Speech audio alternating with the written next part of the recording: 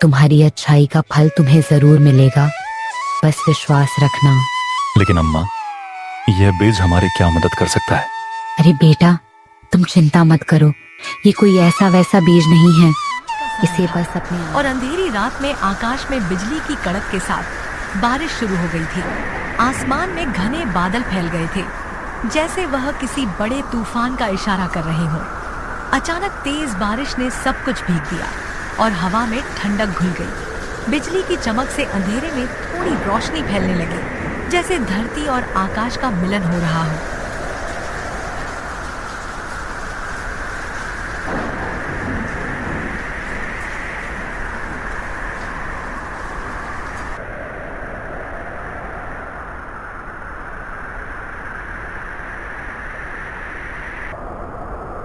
बेटा, जल्दी से लकड़ी दे दो, इस ठंड में बिल्कुल नहीं रहा जा रहा है। बहुत ठंड लग रही है।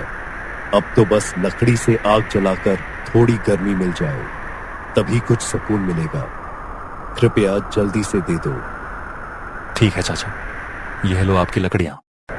लेकिन बेटा, अभी मेरे पास पैसे नहीं है, पैसे बाद में ले जाना। ठीक है चाचा, जब आपके पास पैसा आ जाए तब आप पैसा दे देना। तू सदा खुश रहे बेटा, भगवान हमेशा तेरा भला करे। धन्यवाद चाचा, बस आपका यही आशीर्वाद मेरा हमेशा साथ रहे। अच्छा चाचा, अब मैं चलता हूँ, मुझे और भी जगह लकड़ियां देनी है।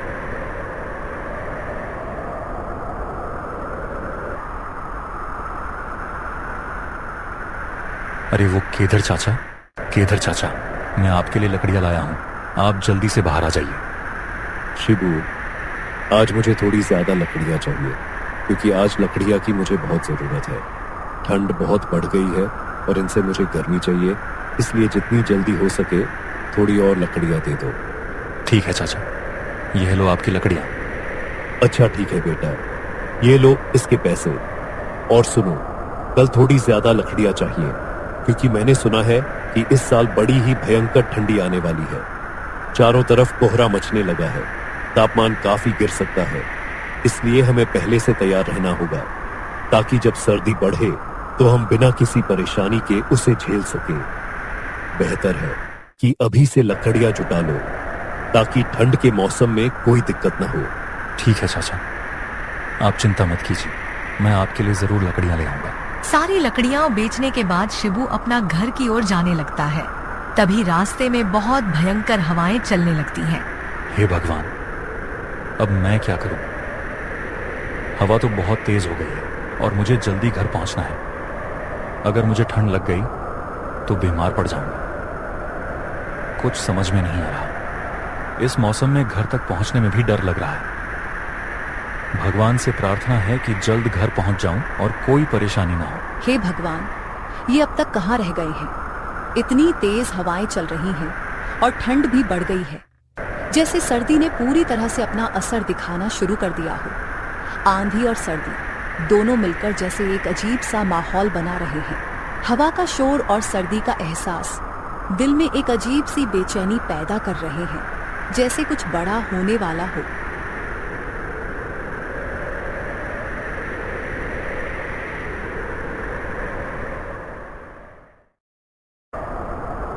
मैं कितनी बार कह चुकी हूँ उनको घर जल्दी आ जाने के लिए, क्योंकि ठंड का समय है, लेकिन वह मेरी बात सुनते ही नहीं है। अगर वह बीमार पड़ गए तो मैं क्या करूंगी? मैंने आपको कितनी बार कहा है ज्यादा बाहर मत रहिए, ठंड का समय है, शाम होने से पहले घर आ जाइए, लेकिन आप हैं कि मेरी बात मानते ही नहीं। अब चलिए अंदर बैठ जाइए, मैं आपके लिए खाना लगाती हूँ। तुम ठीक कह रही हो सावित्री, बाहर में बहुत ठंड है। कल से मैं सुबह जल्दी घर से निकल जाऊंगा और शाम होने से पहले ही घर वापस आ जाऊंगा। इस ठंड में बाहर रहना मुश्किल हो जाता है, लेकिन मुझे काम भी पूरा करना है। तुम अपना ख्याल रखना, गर्म कपड़े पहनना और सुरक्षित रहना।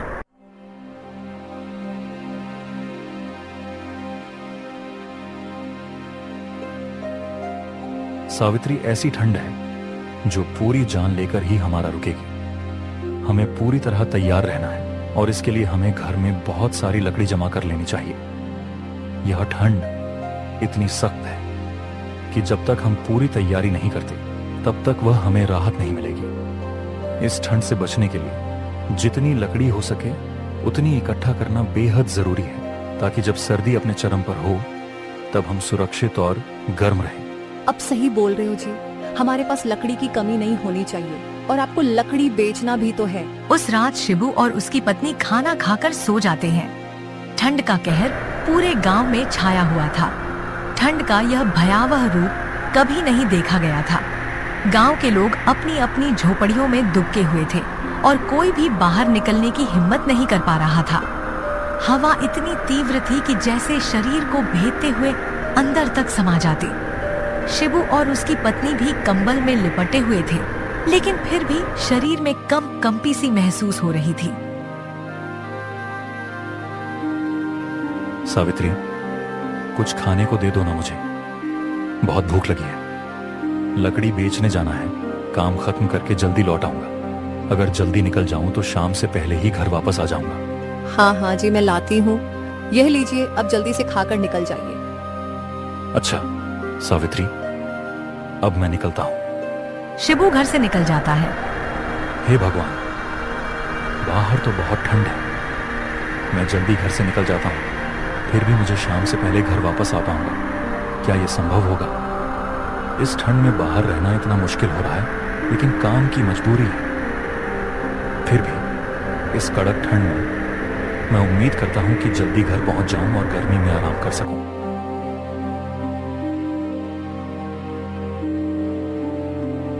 आज गांव में पूरी तरह से घना कोहरा छाया हुआ था। चारों तरफ कोहरा ही कोहरा था, कुछ भी दिखाई नहीं दे रहा था।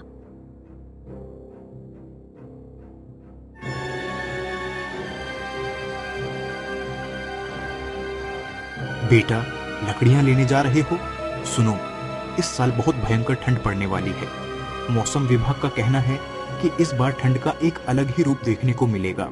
हाँ भाई, हमें पहले से ही तैयार रहना चाहिए। और सुना है कि बारिश की संभावना भी है। ऐसे में अगर हम पहले से तैयार नहीं हुए तो मुश्किल हो सकती है। इसीलिए जरूरी है कि हम खुद को हर हालात के लिए तैयार रखें, ताकि किसी भी स्थिति में हम सही तरीके से निपट सकें। मौसम का पता तो चलता नहीं, लेकिन एहतियात बरतना हमेशा सही होता है। क्या आप सच बोल रहे हो? अगर ऐसा हुआ तो सबसे पहले मेरा ही काम बंद हो जाएगा। अभी मैं जंगल के लिए जल्दी से निकल जाता हूँ। मुझे वहाँ बहुत सारी लकड़ियाँ इकट्ठा करनी है। इतना कहकर शिब्बू जंगल की ओर निकल जाता है। जंगल से लकड़ियां काटकर शिबू गांव जाकर बेच देता है। गांव में राजू नाम का भी एक लकड़हारा रहता था, जो जंगल से लकड़ियां काटकर गांव में बेचा करता था। राजू बहुत ही लालची था। वह गांव वालों को ऊंचे दामों में लकड़ियां बेचा करता था। राजू ने बहुत सारी लकड़ियां जंगल से काटकर अपने घर में इकट्ठा कर ली थी। क्या जी, आप इतनी सारी लकड़ियां एकत्र क्यों कर रहे हैं? इसे बेच क्यों नहीं रहे हैं? भाग्यवान, तुम बस देखते रहो। कुछ ही दिनों में गांव में भयंकर बारिश होने वाली है। उस समय गांव की सारी लकड़ियां गीली हो जाएंगी। बस इस मौके का फायदा हमें उठाना है। मैं लकड़ियों को ऊंचे दाम पर बेचूंगा। जी, आप मेरी बात मानिए, ऐसा करना सही नहीं होगा। इस तरह के कदम से न केवल समस्या बढ़ सकती है, बल्कि इसके दूरगामी परिणाम भी नकारात्मक हो सकते हैं। हमें हमेशा समझदारी से और सही दिशा में सोचकर ही फैसले लेने चाहिए। भाग्यवान तुम, चिंता मत करो, तुम बस देखते जाओ। वही शिबू दूसरी तरफ गांव-गांव में लकड़ियां बेचकर घर आ जाता है। रात का समय था और अंधेरी रात में आकाश में बिजली की कड़क के साथ बारिश शुरू हो गई थी। आसमान में घने बादल फैल गए थे, जैसे वह किसी बड़े तूफान का इशारा कर रहे हो। अचानक तेज बारिश ने सब कुछ भीग दिया और हवा में ठंडक घुल गई। बिजली की चमक से अंधेरे में थोड़ी रोशनी फैलने लगी, जैसे धरती और आकाश का मिलन हो रहा हो।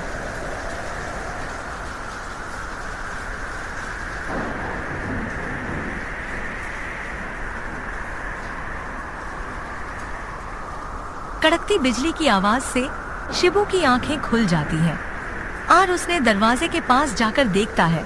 हे भगवान, ये तो बहुत जोरदार बारिश हो रही है। आज ही गांव के लोग बातें कर रहे थे कि गांव में कड़कड़ाती ठंड पड़ेगी और भयंकर बारिश भी होगी, पर इतनी जल्दी बारिश हो जाएगी ये मैंने तो सोचा भी नहीं था। अब क्या होगा? जंगल की सारी लकड़ियां तो गीली हो जाएंगी। इससे तो बहुत परेशानी हो सकती है, क्योंकि यह लकड़ियां हमारे लिए बहुत जरूरी है। सावित्री, वो सावित्री, जी क्या हुआ? क्यों इतना जोर जोर से चिल्ला रहे हो? ये देखो सावित्री, जोरदार बारिश शुरू हो गई। हाँ, बहुत जोरदार बारिश हो रही है। अचानक ऐसी बारिश कैसे हो गई? इतनी तेज बारिश तो कभी नहीं हुई, और हवा भी कितनी तेज चल रही है। चलिए हम अंदर वाले कमरे में चलते हैं। अगर हम यहाँ ज्यादा देर तक रहे तो ठंड से बीमार पड़ जाएंगे। अब क्या होगा? जंगल की सारी लकड़ियां तो गीली हो जाएंगी। हाँ जी, ये तो है, लेकिन हम क्या कर सकते हैं? सुबह तक देखते हैं। अगर ये बारिश बंद हो गई तो हमें ज्यादा परेशान होने की कोई जरूरत नहीं है, क्योंकि ठंड का ये पहला बारिश है। लकड़ियां अगले दिन तक सूख जाएंगी। ऐसा सोचकर वह दोनों सो जाते हैं। पूरी रात बारिश होती रही। बिजली की गड़गड़ाहट की आवाज सुबह तक सुनाई देती रही। बारिश रुकने का नाम ही नहीं ले रही थी। आकाश में कभी तेज चमकती बिजली ने जैसे आसमान को जगमगा दिया हो। बारिश की बूंदें जैसे रात को और भी सर्द बना रही थीं। सावित्री, देख रही हो, सुबह हो गई लेकिन बारिश अभी तक बंद नहीं हुई। अगर ये बारिश बंद नहीं हुई तो मैं लकड़ियां कैसे बेचूंगा? बारिश रात से हो रही है। पूरा गांव बारिश में भीगा हुआ है। ठंडी हवाएं भी तेजी से चल रही हैं और मौसम कुछ बहुत ही खास सा हो गया है। ऐसे में चलिए अंदर वाले कमरे में चलते हैं, जहां आराम और गर्मी का एहसास होगा। बारिश की आवाज और ठंडी हवा के बीच ये जगह हमें सुकून और आराम दे सकती है। दोनों आग जलाकर वहां बैठ जाते हैं। आग की गर्माहट से कमरा थोड़ी गर्म हुआ, लेकिन बारिश की वजह से ठंड और भी बढ़ चुकी थी। लगातार हो रही बारिश ने गांव वालों को परेशानी में डाल दिया था। बारिश का सिलसिला कभी भी थमता हुआ नहीं दिखा। सिबू और उसका पत्नी आग के पास और भी करीब हो जाते हैं, ताकि गर्माहट से थोड़ी राहत मिल सके। हे भगवान, अब हम क्या करेंगे? बस ये आखिरी लकड़ियां ही बची थीं, और अब तो वो भी खत्म हो चुकी है। और तो और बारिश भी रुकने का नाम नहीं ले रही है। सावित्री ने भगवान से प्रार्थना की और भगवान ने सावित्री की बात सुन ली और बारिश बंद हो गई। सावित्री, लगता है भगवान ने तुम्हारी बात सुन ली। बारिश भी रुक गई है। हाँ, बारिश तो बंद हो गई, लेकिन लकड़ियां तो फिर भी नहीं ला पाएंगे। जंगल की लकड़ियां गीली हो गई होंगी। वहीं दूसरी तरफ राजू को जिस मौके की तलाश थी वह आ चुका था। राजू अपना लकड़ी लेकर गांव के तरफ निकल जाता है।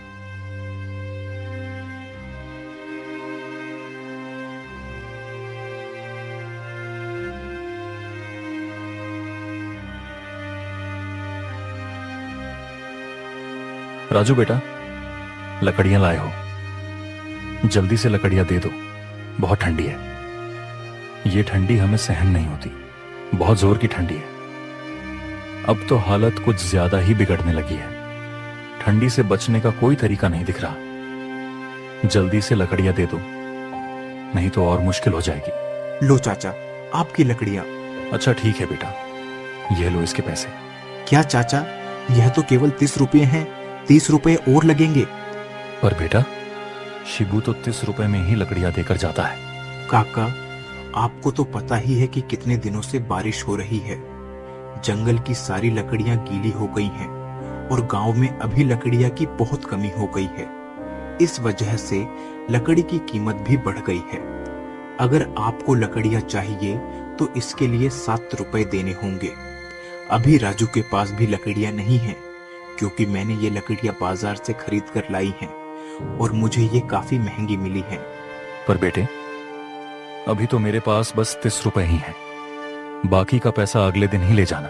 नहीं चाचा, मैं यह बाजार से खरीद कर लाया हूँ। मैं इसे उधार नहीं दे सकता। अगर लकड़ियां चाहिए तो इसके पूरे पैसे देने होंगे।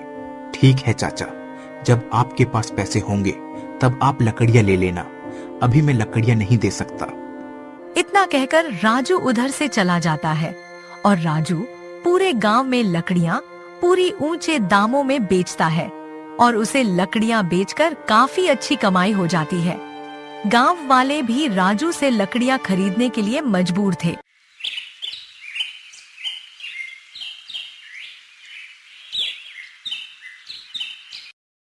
आज शिबू के घर में राशन भी खत्म हो चुका था।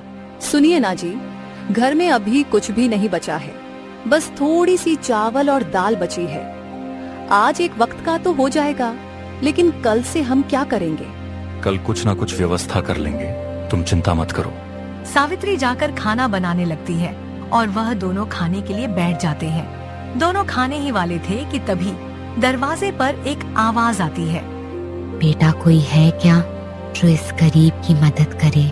आवाज सुनकर शिबू और उसकी पत्नी बाहर आ जाते हैं। उन्होंने देखा कि ठंड में एक बुढ़िया बाहर खड़ी थी और मदद की गुहार लगा रही थी। अम्मा, आप इतनी ठंड में बाहर क्या कर रही हैं? बेटा, मैं पिछले 2 दिन से भूखी हूँ। मैंने कुछ भी नहीं खाया है। बहुत कमजोरी महसूस हो रही है। मेरी हालत इतनी खराब हो गई है कि मुझे लग रहा है मैं कुछ खाए बिना नहीं रह पाऊंगी। कृपया मुझे कुछ खाने को दे दो, वरना भूख के मारे मैं मर जाऊंगी। ठीक है अम्मा, आप अंदर आइए। शिबू और उसकी पत्नी जो खाना खा रहे थे, वह खाना उस बूढ़ी अम्मा को दे देते हैं। बूढ़ी अम्मा खाना चुपचाप खाती हैं और थोड़ी देर बाद बोलती हैं। बेटा, बहुत ठंड लग रही है और शरीर में कंपी हो रही है। अगर हो सके तो कुछ लकड़ियां जला दो, ताकि मुझे थोड़ी राहत मिले और ठंड से बच सकूं। माफ करना अम्मा, पर अभी हमारे पास बिल्कुल भी लकड़ियां नहीं बची हैं। थोड़ी सी लकड़ियां थीं जो हमने ये खाना बनाने के लिए इस्तेमाल कर लिए। अब जलाने के लिए हमारे पास कुछ भी लकड़ियां नहीं बची हैं। कोई बात नहीं बेटा, कम से कम मेरा पेट तो भर गया। खाना खाकर माँ का पेट भर जाता है। धन्यवाद बेटा, मैं काफी दिनों से भूखी थी। आज यह खाना खाकर मेरा पेट भर गया है। अब मुझे थोड़ी राहत महसूस हो रही है। तुमने मेरी मदद की, इसके लिए मैं हमेशा तुम्हारा आभारी रहूंगी। कोई बात नहीं अम्मा, आपका पेट भर गया, बस इसमें ही हमारी संतुष्टि है। आपकी खुशी ही हमारी खुशी है। अरे बेटा, तुम कितने दयालु हो। बेटा, मेरे पास तो तुम्हें देने के लिए कुछ भी नहीं है, पर ये लो, ये कुछ बीज हैं। इन्हें तुम अपने आंगन में लगा देना। देखना, तुम्हारी सारी परेशानियां दूर हो जाएंगी। तुम्हारी अच्छाई का फल तुम्हें जरूर मिलेगा, बस विश्वास रखना। लेकिन अम्मा, यह बीज हमारी क्या मदद कर सकता है? अरे बेटा, तुम चिंता मत करो। ये कोई ऐसा वैसा बीज नहीं है। इसे बस अपने आंगन में लगा देना, फिर अगली ही सुबह इसका कमाल देखना। ये बीज तुम्हारी मेहनत और विश्वास से फल देगा। जिस तरह से तुम नेक दिल से दूसरों की मदद करते हो, वैसा ही इस बीज से तुम्हें अच्छा फल मिलेगा। बस यकीन रखना, हर चीज का सही समय आता है। अच्छा बेटा, अब मैं चलती हूँ। अम्मा, इतनी ठंड में आप कहाँ जाओगे? आप यहीं पर कुछ दिन रुक जाइए। ठंड से बचने के लिए आराम से रहिए। यहाँ सब ठीक है, कोई परेशानी नहीं होगी। नहीं बेटा, मैं जिस काम के लिए यहाँ आई थी वह पूरा हो चुका है। अब मुझे जाना होगा। इतना कहकर वह बूढ़ी अम्मा उधर से चली जाती है। चलो, हम इस बीज को अपने आंगन में लगा देते हैं।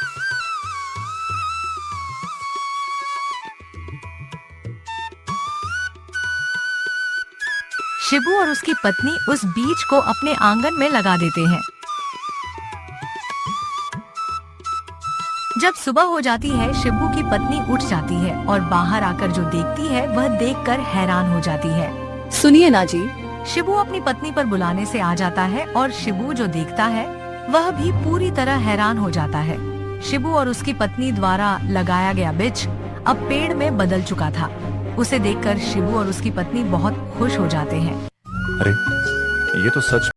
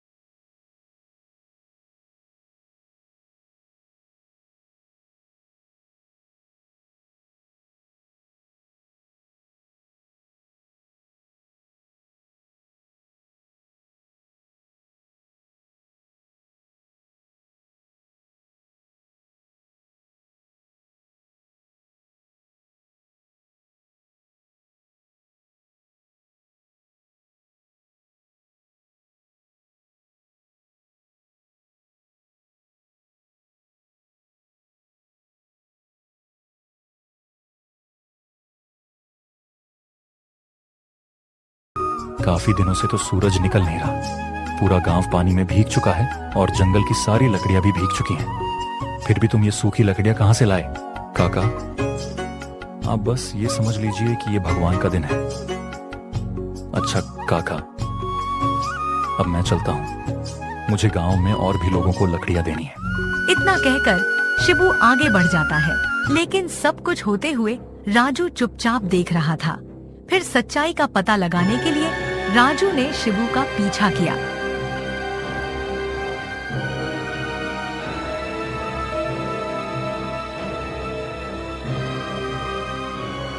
शिबू सारी लकड़ियां देने के बाद अपने घर की तरफ चल पड़ता है। राजू भी धीरे धीरे और चुपके चुपके उसके पीछे पीछे चलता है और शिबू के घर तक पहुंच जाता है। जी आ गए आप। लगता है आज सारी लकड़ियां बिक गई हैं। सावित्री, अब हमें दूसरी जगहों से लकड़ियां लाने की जरूरत नहीं पड़ेगी।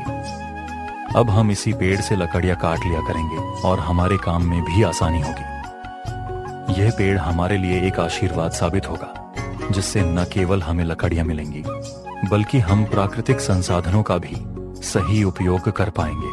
हाँ जी, भला हो उस बूढ़ी अम्मा का जिन्होंने हमारी सारी परेशानियां दूर कर दी। इस पेड़ की लकड़ियां तो कभी खत्म ही नहीं होंगी। अब हम इन लकड़ी को बेचकर अपनी आगे की जिंदगी अच्छे से गुजारेंगे। अच्छा, तो यह जादुई पेड़ है। क्यों ना मैं भी समय से इस पेड़ से अपना फायदा निकलवा लूं। ऐसा सोचकर राजू वहाँ से चला जाता है। रात के समय राजू शिबू के घर के पास आ जाता है और शिबू के पेड़ को काटने लगता है। फिर वह उस पेड़ को अपने घर ले जाता है।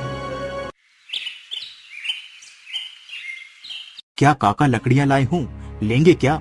राजू, अब मैं तुमसे कभी लकड़ियां नहीं लूंगा। अब मुझे तुम्हारी कोई लकड़ियां नहीं चाहिए। अब मैं लकड़ियां शिबू बेटे से ही लूंगा। तुम यहाँ से जा सकते हो। राजू गांव के और भी लोगों के पास जाता है और अपनी लकड़ियां बेचने की कोशिश करता है, लेकिन कोई भी उसे लकड़ियां खरीदने को तैयार नहीं होता। इसका कारण यह था कि मजबूरी के समय में राजू ने उन लोगों का खूब फायदा उठाया था। वह काफी महंगे दामों पर लकड़ियां बेचकर गांव वालों से अच्छा मुनाफा कमा चुका था। राजू दुखी मन से अपने घर की ओर चला आता है। अब राजू को सबक मिल चुका था। दोस्तों, आपको यह कहानी कैसी लगी?